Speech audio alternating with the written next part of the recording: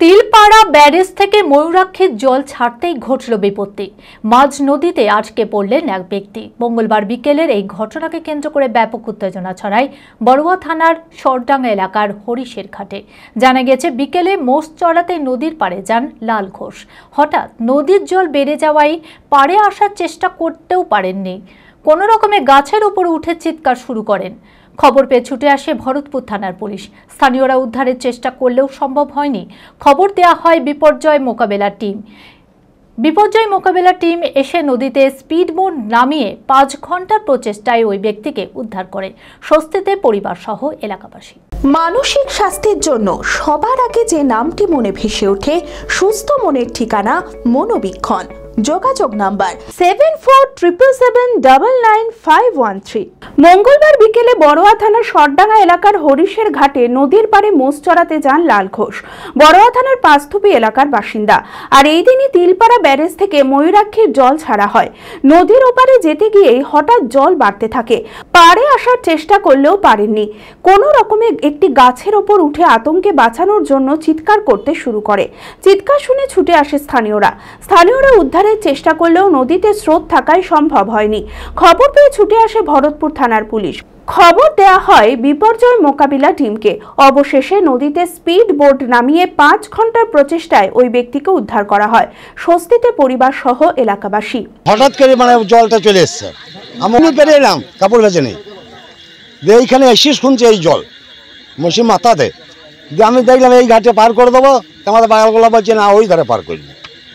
আমি বলছি এইখানে পার করে এই বাঁধ ধরিয়ে দেবো। তখন এই লোকটা শূন্য। এখন আমাদের বটে পাঠাইলাম। মানে প্রশাসনের পক্ষ থেকে আপনাকে উদ্ধার করলো, তাই? হ্যাঁ।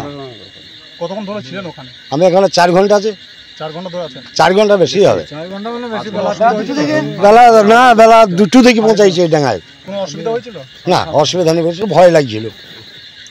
তাহলে শিয়াল কুকুর বাঁদর সবই তো আছে।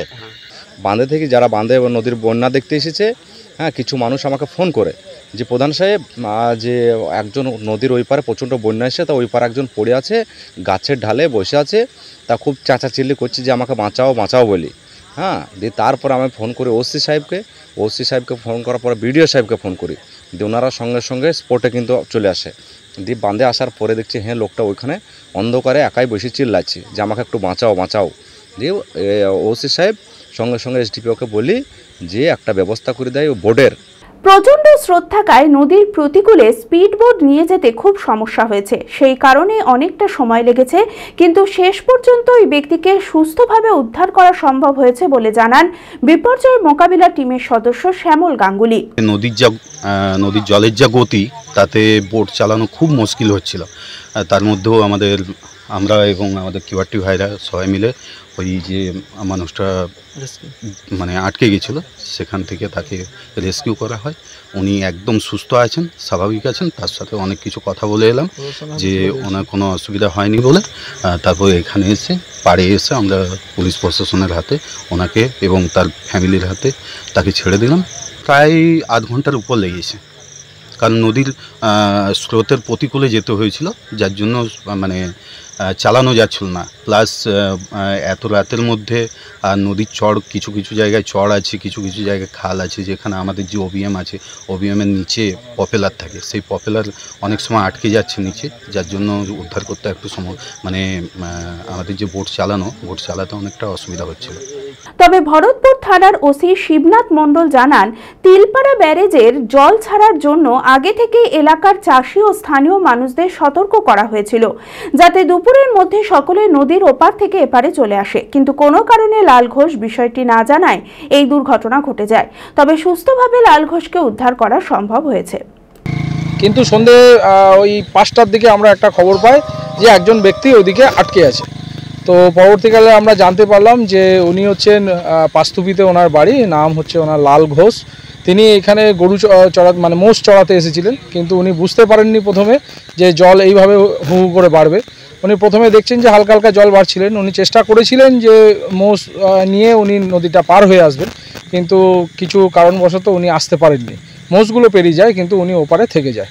তো তারপরে আমরা এটা চেষ্টা করি, আমরা লোকালি একবার চেষ্টা করেছিলাম যে মোটর যে বোটগুলো হয় সেগুলো নিয়ে রিকভারি করার, কিন্তু সেই বোটগুলো এই নদীর যে টান ছিল সেই টানে ওই বোট আমরা আনতে পারিনি।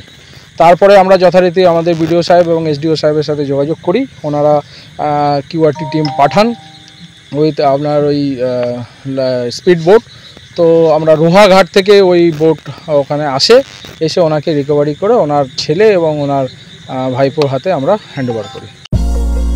মনমোহিনী হেলথ কেয়ার সুস্থতার একমাত্র নির্ভরযোগ্য ঠিকানা, জেলার প্রথম ও একমাত্র NABH অ্যাক্রেডিটেড হাসপাতাল, IFB ল্যাব ও সম্পূর্ণ ইনফার্টিলিটি ট্রিটমেন্টের সুবিধা, সর্বাধিক মাইক্রোসার্জারি ও তাতে সাফল্য, 37,585টি জেনারেল সার্জারি, 13,417টি গাইনিকোলজিস্ট, 252টি নিউরোসার্জারি, 13,070টি অর্থোপেডিক সার্জারিতে সাফল্য, ERCP পরিষেবা যুক্ত গ্যাস্ট্রোএন্টেরোলজি ইউনিট, উন্নত মানের ICU ও HDU, অত্যাধুনিক OT, অর্থোপেডিক, পেডিয়াট্রিক, ইউরোলজি, 24 ঘন্টা অভিজ্ঞ চিকিৎসক, NICU PICU, pathology, pharmacy, CT scan, digital x ray সহ সমস্ত অত্যাধুনিক চিকিৎসা পরিষেবা একই ছাদের তলায়। রয়েছে স্বাস্থ্যসাথী কার্ডে চিকিৎসার সুব্যবস্থা। ওপিডিতে বসছেন বিশিষ্ট চিকিৎসকেরা। ঠিকানা কালিকাপুর রোড, শিল্প তালুক, বহরমপুর, মুর্শিদাবাদ। Mobile number 9732795000।